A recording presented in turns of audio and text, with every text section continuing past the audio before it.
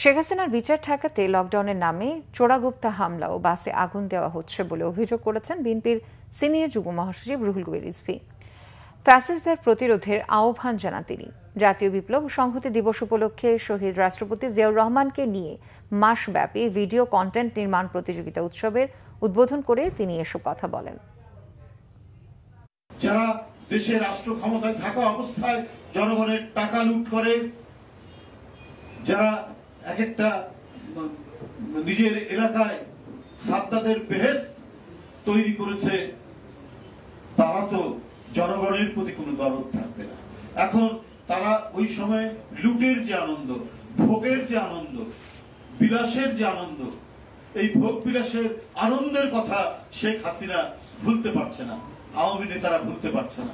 এই কারণেই তারা অবৈধ সন্ত্রাসী পন্থা অবলম্বন করে একেবারে চোরাগুপ্ত ভাবে জনগণের উপর আক্রমণ করছে। তার নমুনা আজকে ২-৩ দিন ধরে আমরা সেটি দেখছি।